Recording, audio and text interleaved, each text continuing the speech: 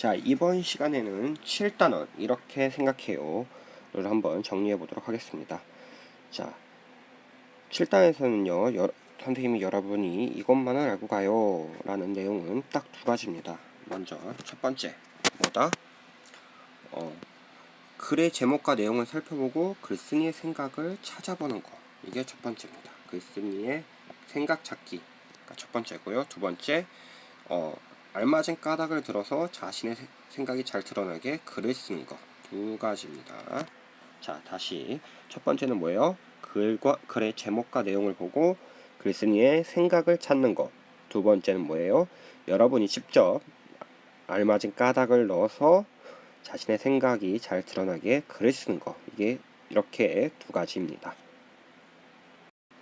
네, 교과서 보시면요, 작은 것도 소중해 라는 글이 나오죠. 자, 이 작은 것도 소중해, 제목이 작은 것도 소중해. 자, 먼저 글쓴이의 생각을 찾기 위해서는 뭘 먼저 잘 살펴봐야 될까요? 뭐라 했습니까? 수업 시간에 네, 바로 제목이라 했죠. 제목. 빨간색 잘 안 보이네. 제목이라 했습니다. 제목. 그래서 글쓴이의 생각을 잘 찾기 위해서는 먼저 제목을 잘 살펴봅니다.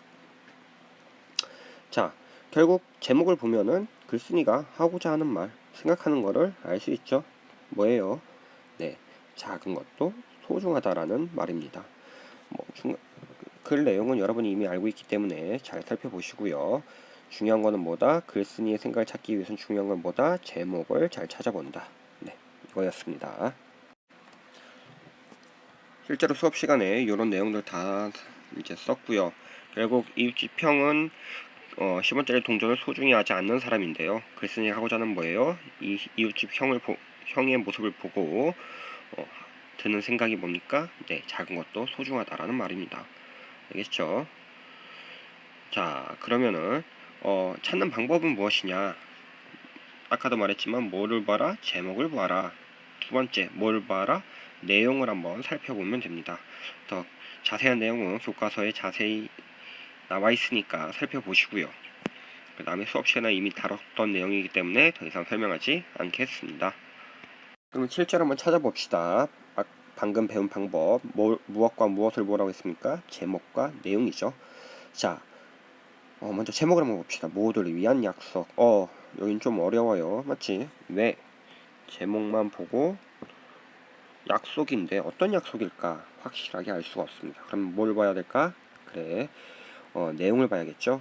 지훈이는 현장 체험학습을 갔습니다. 시원한 강바람을 맞으며 지훈이는 자전거를 타고 달렸다. 마음까지 시원했다. 이런 내용입니다. 자, 그러면은 그 다음 장을 보시면요. 그 다음 장을 보시면 녹색 버스가 지나갔다. 여기서 중요한 내용이 나옵니다. 어떤 버스예요? 뭘 봤습니까? 녹색 버스를 봤죠. 근데 그 버스가 특이한 게 연기를 전혀 내뿜지 않았습니다. 그래서 선생님한테 물어보죠. 저것은 어떤 차? 전기차다. 전기자동차다. 그래서 자동차와 달리 나쁜 연기가 없다. 석유를 쓰는 자동차와 달리 나쁜 연기가 없다. 그래서 석유는 왜 나쁘냐 물어보죠. 석유는 뭐예요? 석유나 석탄과 같은 연료를 태우면요, 환경이 오염된다라는 거죠. 그렇기 때문에 오염물질을 줄이도록 노력해야 된다. 그래서 이런 버스를 많이 타야 된다. 그런 내용입니다. 또 어떤 노력을 해야 되나요? 물어보니까 쓰레기를 함부로 버리지 말고 재활용을 해야 되고요. 가까운 거리는 자전거를 타고 대중교통을 많이 이용해라. 이런 내용을 선생님께서 알려주십니다. 또 어떤 것도, 그러니까 이제 또 지훈이가 좋은 생각을 하죠. 어떤 생각? 네, 여름에 냉방기를 많이 쓰지 않는 것도 환경을 보호하는데 도움이 되겠네요 라고 이야기를 합니다. 그래서 선생님께 이제 지훈이가 약속을 하죠. 환경 지키기 위해서 노력하겠다고 약속을 합니다. 그렇죠? 자, 이런 내용인데, 자, 그럼 어떤 내용입니까? 결국 모두를 위한 약속이 어떤 약속이야? 네, 환경 보호하자는 약속이죠. 환경을 보호하자는 약속입니다. 환경을 지키기 위해서 노력하겠다는 약속, 요 약속입니다. 그래서 이렇게 글쓴이의 생각을 찾을 수 있다. 제목을 보고 잘 생각이 안 나면 어떻게 해라? 내용을 보고 살펴봐라. 어떤 약속이다? 환경시키기 위해서 노력하겠다는 그런 약속입니다. 알겠죠? 자, 여기까지가 첫 번째 주제, 글을 읽고 제목과 내용을 보고 글쓰기의 생각을 찾는 문제였습니다. 이 문제가 전체 25점이 되겠고요. 자, 두 번째 7단원 두 번째 주제는 뭐다? 네, 자신의 생각을 알맞은 까닭을 들어서 글을 쓰는 겁니다. 자, 경준이 이야기 나오죠. 자, 교과서 221쪽 220쪽 221쪽 보시면요, 경준이가 뭐 다른 사람을 베끼는 그런 만화가 나옵니다. 자, 이게 경준이가 2번 보세요. 경준이가 마루에게 자신의 생각을 글로 써서 전하기로 했습니다. 아, 마루가 그런 생각을 했죠. 베꼈으면 된다고. 미안해요. 그래서 경준이가 마루에게 자신의 생각을 글로 써서 전하기로 했습니다. 경준이의 생각과 그 까닭을 살펴봅시다. 자, 경준이의 생각은 무엇입니까? 아, 다른 사람이 글을 베꼈으면 안 된다 라고 했죠. 왜? 베껴 쓴 글은 자신의 생각이 아니다. 또 다른 사람이 베껴 쓴다면 기분이 나쁠 것이다 라는 거죠. 요것이 두 개가 알맞은 까닭이었고요. 요거는 뭐다? 알맞은 까닭이 아니었죠. 왜? 글을 베껴 쓰던 글을 직접 쓰던 손 아픈 거는 마찬가지이기 때문에 이것은 알맞은 까닭이 되지 못한다고 했습니다. 알겠죠? 자, 그리고 수업 시간에 했듯이 이 까닭은 다른 말로 뭐다? 기억나니? 네, 근거가 되죠. 근거라고 했습니다. 됐죠? 자, 그리고 여기 밑에 3번 중요합니다. 알맞은 까닭을 들어 글을 쓰는 방법 뭡니까? 네, 자신의 생각을 쓰고요. 또 생각 뒷받침하는 까닭을 쓰고요. 알맞지 않는 까닭은 고쳐 쓰도록 합니다. 알겠죠? 요 세 가지는 꼭 기억해 주시고요.